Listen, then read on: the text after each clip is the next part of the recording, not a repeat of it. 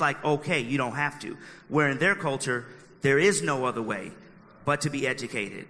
And that's why we came here, to be educated. No, but think about this. We have Greg Moore here. He's the commissioner for the SIAC, which is the head of the historical black colleges and universities, right here in the corner, right? And me and Greg always have this conversation about how our people don't invest back into our own education. It all starts at education. How do we invest back into our own culture where we can say, hey, listen, I make sure my kids go to black colleges, not because it's about being worldly, it's about right now, we don't have a leg to stand on. Where's the foundation at? Where do we start at? How do we get the foundation going? We don't have a foundation. Yeah. You know, all those colleges over there at the AUC, a lot of them are struggling. Only one that ain't really struggling is Spelman, because they have a lot of brothers investing in. We had a conversation trying to purchase Payne College in Augusta, Georgia. Yeah, right. That's one of our schools. Can I speak to that really quick?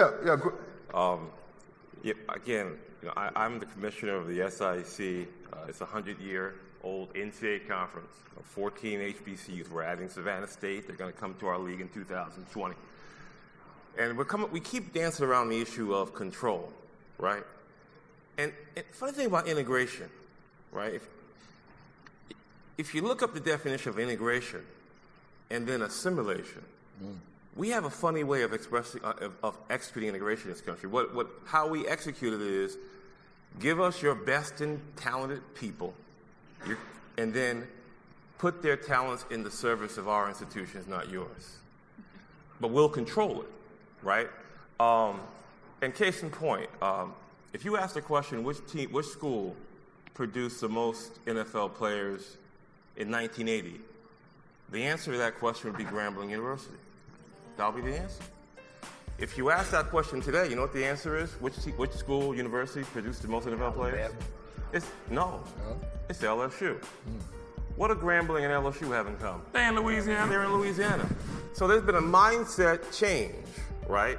That our best and brightest athletes are going to the NFL not through an historically black college, but through LSU. Now, what are the implications of that, right? Going through LSU. College sports is a $12 billion a year business.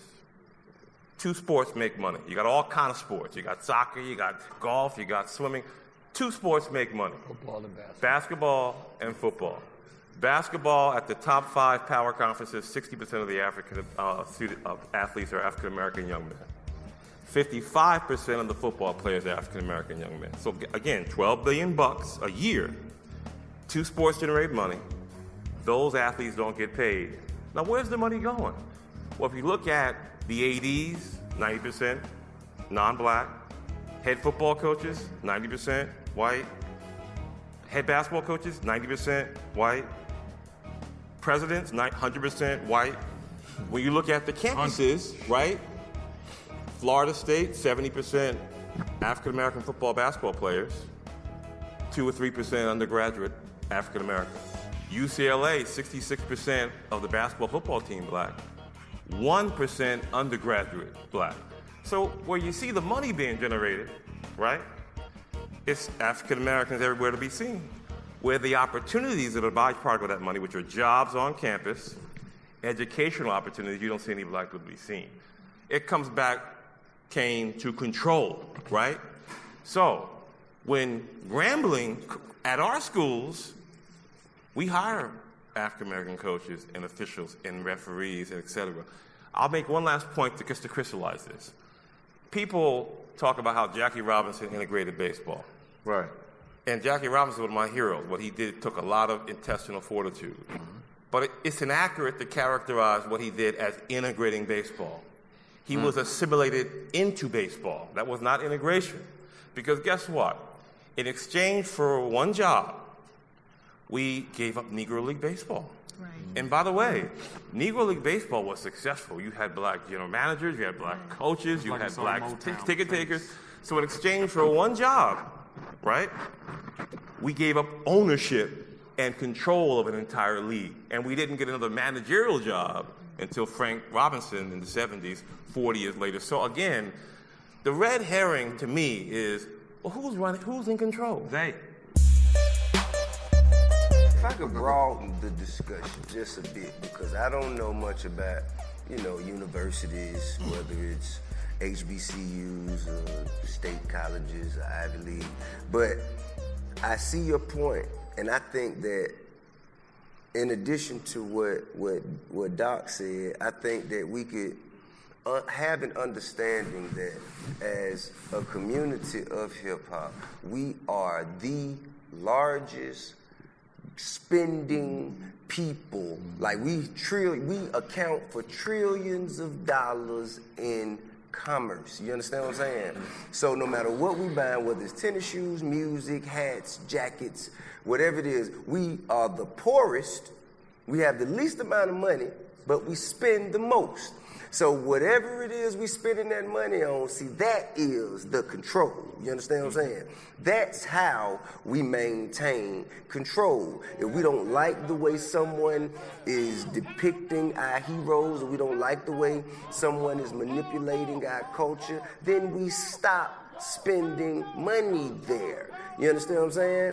If we think that it's not enough African Americans in the college, well, we stop spending money there. Right. And that is the way we get the control with our dollars. If they don't respect us, they're going to have to make them respect the bankroll.